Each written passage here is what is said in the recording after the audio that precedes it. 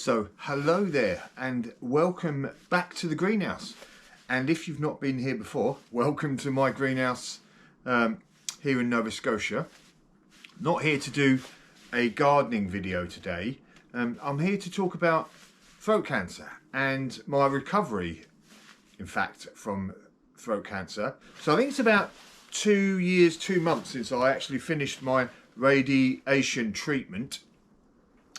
Particularly unpleasant experience, and obviously if you've seen the previous video, which there's a link up there just in case you haven't seen it, I sort of go into my whole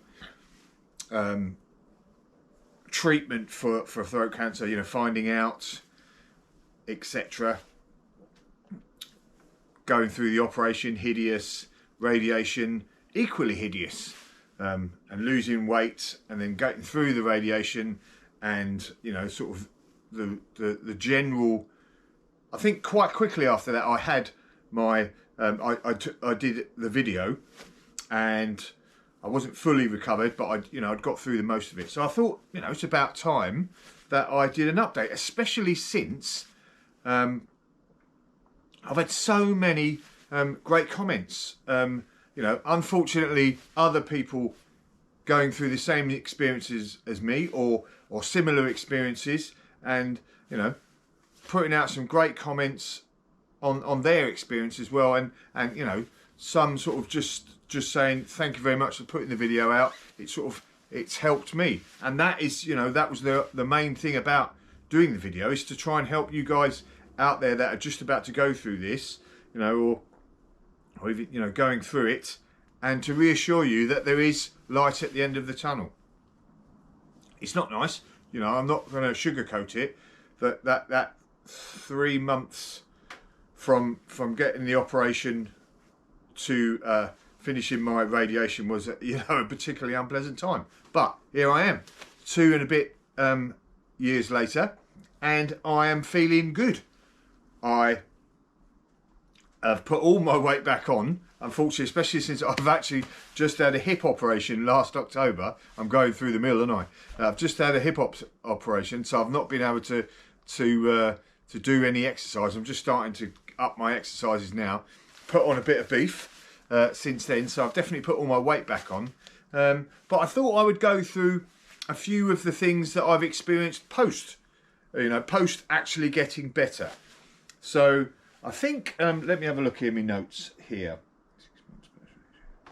It really and truly, I thought it was going to be a lot quicker, but it took about 6 months post the actual radiation finishing for me to really recover my taste and just the general sort of feeling in my mouth and throat.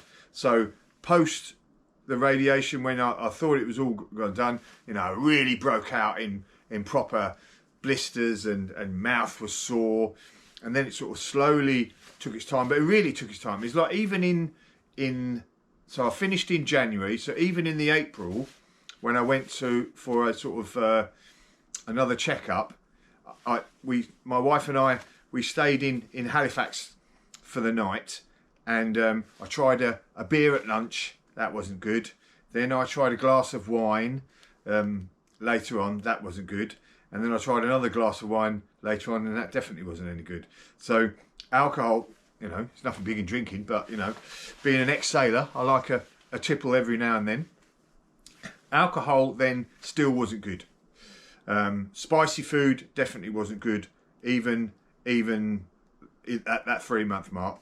But come 6 months, started to really sort of get things back, and now I feel I am fully back with taste, etc. Love a nice curry, spicy food I can eat, beer I can definitely drink, love a glass of wine now and then. So all of those things have come back now. So definitely feeling good on the eating and drinking and taste side of things, and sense of smell, etc. That's all come back.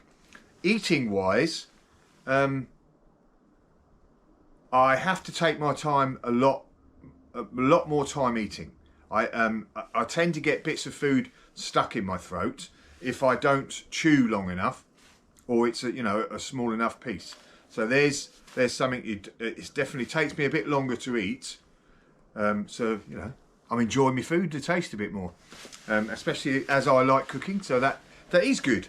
But you do feel, you know, when you're out sometimes, Mrs. F has finished her dinner because she chomps it down, and there's me taking my time, and so I'm often sort of clearing my throat, and I'm a bit self-conscious about that sometimes. So I definitely, if I'm in company, have to think about taking my time eating, so I don't keep doing that sort of choking sound. But like I said, generally the taste is all back. Another thing that I have, you get, is dry mouth. So obviously with the radiation, apparently what it does, it kills off your ability to really produce as much saliva as you did before. So every night now I have to have a glass of water by the bed, and I'll wake up and I'll definitely have that feeling of like a real dry mouth. And I have at night in the bathroom a whatever the dry mouth rinse is. So, you know, I'll get up in the middle of the night, have a swig of water, then go and have a swill of that dry mouth liquid, and that sort of sees me through the night really. I don't notice it in the day, but again, going back to the food then, so that lack of saliva, I think, starchy food, potatoes, chips, etc., breads, it's more difficult for me to eat that sort of thing now. It's not impossible, but I think it's because of the lack of saliva, and then the throat and that just makes that a little bit, again, having to chew more and drink more liquid with that. But the dry mouth is definitely a problem, and because of that dry mouth and lack of saliva, teeth. So I've lost about 2 or 3 teeth now on that right side and one on the other side, which is obviously not good. And you just got to try and manage that. You know, really looking after getting fluoride into your mouth as much as is possible.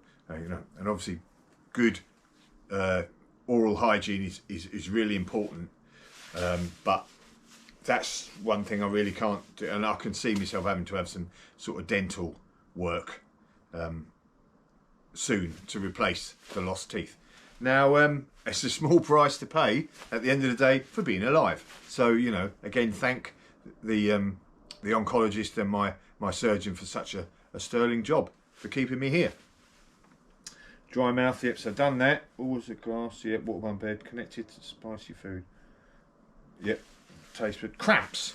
So, cramps in my neck. If I sit in a certain position, whereas before nothing would have happened, I get terrible, you know, cramp in my neck. And that's unpleasant. It's not a big deal, but it happens. So, you know, that's another thing. You just got to make sure. And I'm trying to do some sort of exercises, but it doesn't make that much difference. You know, I feel I've got a strong neck, but that side's obviously where they've cut away muscle, etc., is just a bit weaker. So that's a small thing sometimes when I'm sat down watching television. What else we got? I think that's about it. So, in general, I feel fantastic. Like I said, I can eat all the foods that I want. I'm still here. I can run about and, you know, play fight with the boy, my 14-year-old boy, who's getting a bit harder to knock down nowadays. But I still can. Dry mouth is a small price to pay. Teeth, a few of the teeth coming out, obviously not good, but again, a small price to pay, but generally feeling good. So all of you guys that are, you know, down deep in that tunnel of despair at the moment, be aware, not be aware, just there is that light at the end of the tunnel. And then even afterwards, when you finished it all and you think, oh no, it's still blisters and horrible, that will go in time. And I'm feeling, you know, feeling great, walking tall, eating all the food I want, drinking the drink I want, but trying to look after myself, obviously better with food, etc. But there we go. Job is definitely a good one. So, while I've got you here, I'm going to shamelessly plug my book, The Optimistic Gardener. A Gardener's Journey Through Throat Cancer. So, as the clue's in the title, it's really my sort of story of finding out that I got throat cancer, you know, my journey through the operation, then radiation, and how the garden and being a gardener sort of helped me through that. And I really do believe it helped me through it. So there's also a few sea stories from my sort of life in the Royal Navy, and just a sort of a general bit of back and forth, the journey through cancer, the other side of the journey, and there's a bit of comedy in there as well. You know, I've had a few laughs in my life. So there's a shameless plug from that book, The Optimistic Gardener, my journey, a gardener's journey through throat cancer, and you can get it on Amazon. I don't think it's particularly expensive. It's about 12 bucks, something like that. There we go.